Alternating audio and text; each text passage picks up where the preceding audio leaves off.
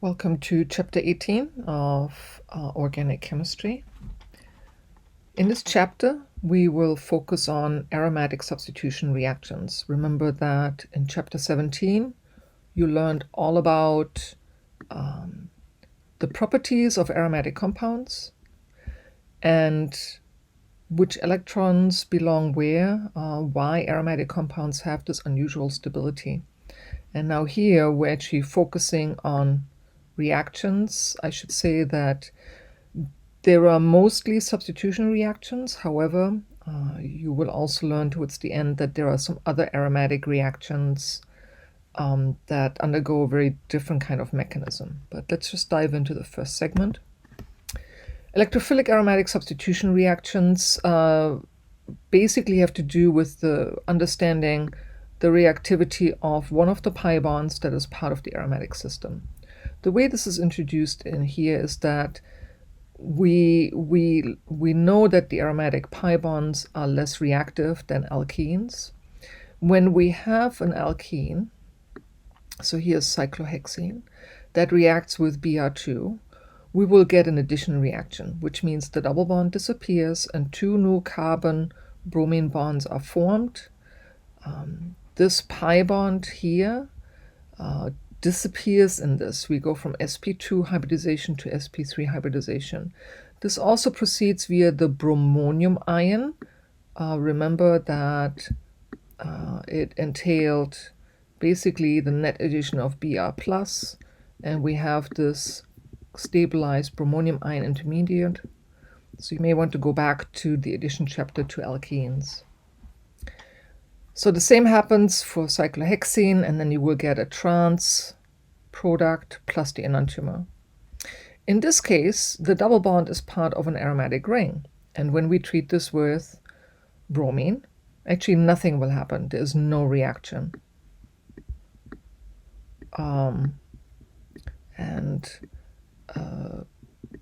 We need to understand basically the electronic nature to then figure out that this would rather undergo a substitution reaction than an addition reaction, as shown in the alkene example. I also want to emphasize that it's really important for you to have a good grasp of what it means to have a nucleophile or an electrophile, how they interact, and how we use curved arrows to understand the electron flow, reactivity, potential intermediates that are formed. If you don't understand this, this will be a very confusing chapter, and you may have to go back to Chapter 6, where nucleophiles, electrophiles, and curved arrow formalism was introduced. This is a very important aspect. It's a pivotal tool to succeed in organic chemistry and to build mastery and get a good grade. If you do not understand what a nucleophile or an electrophile is, stop here, go to Chapter 6, review the material, and then come back to this chapter. So, when we mix benzene with Br2, no reaction. But if we toss into the mix iron, we will actually see a substitution reaction. And we don't have to show this, but basically bromine takes the spot of one of the hydrogens. So I'm drawing this into the structure here. So we see an electrophilic substitution reaction, not an additional reaction. The next slide summarizes some of the many functionalizations. So in this case, it's this hydrogen that's being replaced, but remember that all of these hydrogens are equivalent. We see the conversion, replacement of a hydrogen with a bromine or with a chlorine or a nitro group, NO2, or a sulfonic acid, SO3H, an alkyl group, and an acyl group. Now, in these substitution reactions, the aromaticity is preserved, and that's why we see substitution rather than addition reactions. We also need to understand that the ring, one double bond in the ring, acts as a nucleophile, i.e. as an electron pair donor. Much of the discussion in this chapter is concerned with having a good electrophile. What we see here, going back again to your alkenes chapter, chapter 8.9, that section, Br2 functions as an electrophile. The way we can envision this, and I'm not sure why this is scrambled, this is a delta plus. It's a partial positive charge on one side and a partial negative charge on the other side.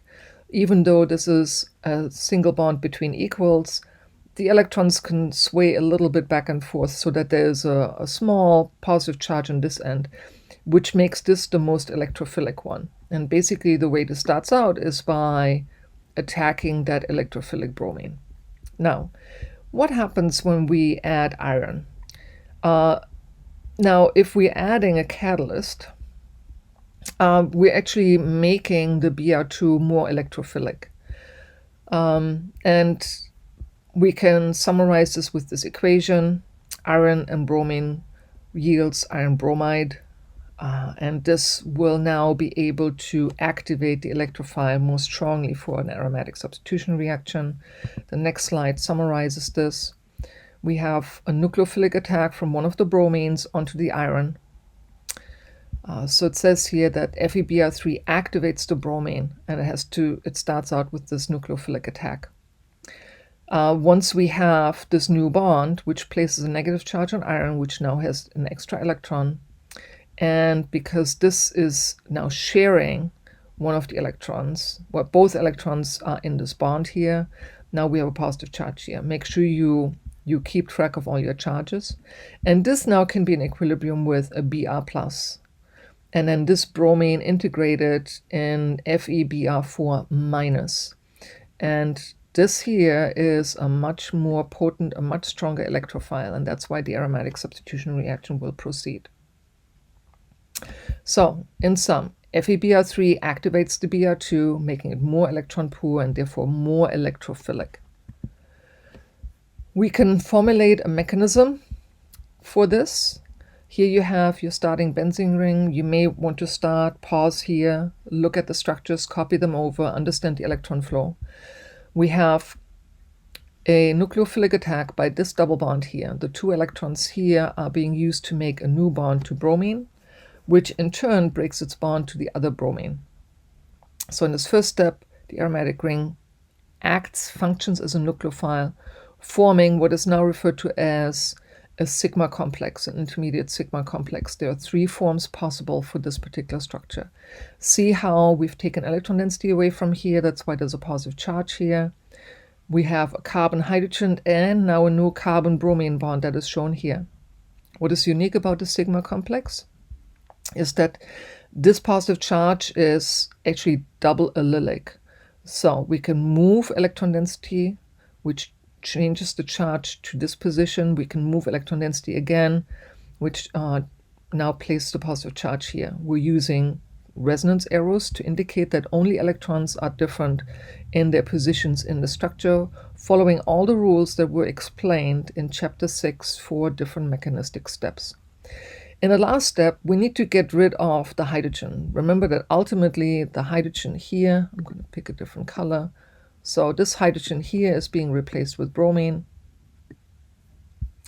And that basically this, what is functionally a Br- that's integrated into FeBr4-,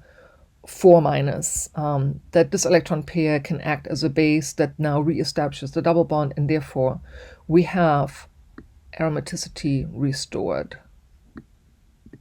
So step 1, aromatic ring attacks the electrophile. The sigma complex intermediate is formed. We have resonance structures. Second step, shown here, deprotonation of the sigma complex, which leads to rearomatization. I've also integrated into the slide that this mechanism can be described with any electrophile placeholder. So the electrophile placeholder is E+. What's happened here is basically you have Br+ that has been integrated. Okay, so you can think about this as the nucleophilic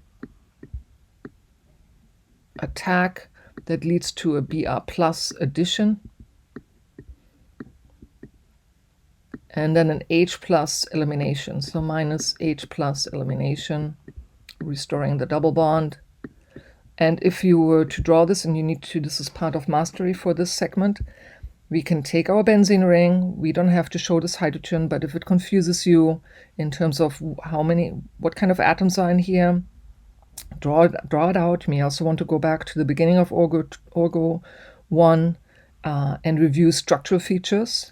So we start out, this is your nucleophile. So the double bond here, that's attacking the electrophile. We're making this new bond, shown here, placing positive charge here, and then you need to be able to draw additional resonance forms.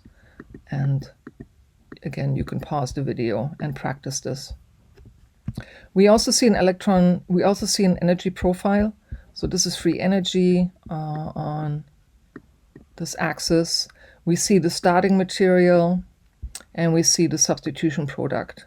We also see a comparison to an addition product. So you can see that by not having aromaticity, this would be higher in energy, less stable. Restoring aromaticity would indicate more stability and actually drops down. We also have the intermediates, so this can be 3 or more sigma complex structures, resonance structures, that fall into this valley here, where there is temporary stabilization. On this slide, some parallels. Halogenation reaction means we're adding X into the structure. So hydrogen in this position is being replaced, but all of them are equivalent. We've learned that aluminum tribromide can be used as Lewis acid catalyst. Catalyst means it speeds it up. It stabilizes essentially the net Br+. We get a stronger electrophile. And we could also use FeBr3. So we can either use aluminum or iron compounds to promote this reaction. Benzene, in a similar fashion, can also undergo chlorination reaction. Now we're replacing the Br2 with Cl2. So all you see here, Br2 becomes Cl2. You want to match this. So now it's aluminum trichloride or iron trichloride, and you do get, in each instance, you get a mole of HBr or HCl as a side product. Note that for fluorine and iodine, not practical. Fluorination is too exothermic, too much energy is being released, so that's too violent. Iodination is too slow, and there are low yields. Here we see that we can describe the general mechanism. It's a two-step mechanism. That's actually true for all electrophilic aromatic substitution reactions. You can pause here, read through this. This is essentially what you've seen before, except for E was replaced with a halogen, and the orientation has changed a little bit. But the electronics are the same. You have nucleophilic attack. You form a sigma complex. There are 3 resonance forms possible. And then you have a basic function, a molecule that can act as an electron pair donor, so has basic properties for deprotonation, restoring aromaticity in the structure. I recommend you integrate some of the homework problems. You have conceptual checkpoint 18.1. You can stop here and practice in order to become proficient in problem solving of this kind. In this next segment, we are talking about sulfonation reaction. This occurs when we use SO3 as the electrophile, and H2SO4, sulfuric acid, is the acid or acid catalyst. This can be described as fuming H2SO4. So you see it here, and fuming H2SO4 means that there's SO3 kind of dissolved in the solution. Here you see a structure of SO3. Remember that sulfur is a larger atom. It should also be mentioned that when we're replacing this hydrogen here and treating this with fuming H2SO4, this basically is an insertion of SO3 into this carbon-hydrogen bond, and then you get a sulfonic acid. Be able to draw a proper Lewis structure here with the correct bonding patterns for this functional group. So SO3 is a potent electrophile. It says that the sulfur atom has a significant partial positive charge, which is shown with this bluish color. So we have a delta plus on sulfur, and that can be counterbalanced with a delta negative on the oxygen. And there are 3 oxygens here. In fact, we can draw several resonance structures. So it says as a result, the SO bond has significant single bond character. How would you show this phenomenon with resonance structures? Well, you start out with this. You have to draw a curved arrow.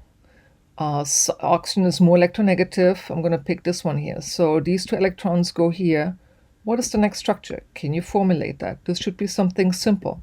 If you have, if this is challenging for you, you need to figure out which part of information you're missing from Orgo 1. On the next slide, we see the mechanism for sulfonation. We can use the structure here. Here's the Lewis structure again of SO3. That's the key and potent electrophile. We said that this is delta positive, so we see the electron flow. Nucleophile attacks the delta positive, which then opens this up, and the delta negative becomes a full negative charge, which you will see in here. The 3 oxygens are all equivalent. It's just shown in one way. Here you have your sigma complex. The sigma complex again can be stabilized. There are 2 other resonance forms. And in the next step, we see the removal of H+. So this is again a net proton loss minus H+. So it's a net loss. And we deprotonate in order to restore aromaticity. And here you are. Make sure you understand these bonding patterns in here. The last step has to do with basically picking up that proton. So now this is a net proton addition plus H+. And on this last slide for the segment here, it is a bit unusual, but the sulfonation reaction in which we are inserting SO3 into the carbon-hydrogen bond, concentrated fuming H2SO4, which contains SO3. It can also be drawn as simply H2SO4, and then with SO3. So that's another notation that you might find. So plus SO3. So in our textbook, they mostly say concentrated fuming H2SO4, just fuming H2SO4. But if we dilute the part, and this often happens with heating, we will actually see the reverse, where we regenerate this, which means we can introduce this group temporarily. It will have an electronic effect, let's say, on a 2nd or 3rd substitution on the ring, and then remove it. So this can actually help in indirect ways for manipulating where the next substituent comes in. So this is something that's covered in the middle part of the chapter, where we're not only replacing one hydrogen, but we might be having other substituents on the ring. So this will be discussed later. Again, you may want to pause here and practice with checkpoint 18.2 to 18.3. I actually drew with my software one of the conversions. Can you draw the mechanism for this reaction below? What does this mean? So this is D2SO4. This is deuterated sulfuric acid. Remember that H2SO4 is basically a source for H+. What does this mean for D2SO4? It means it's a source for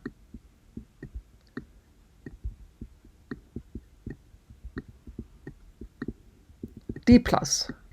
Now, if we use this as a placeholder, D+ is our electrophile. How would you draw the mechanism? Again, aromatic ring is nucleophilic. Attacks here, you form the sigma complex, then you can eliminate. So this is a good practice for you. I'll see you in the next segment.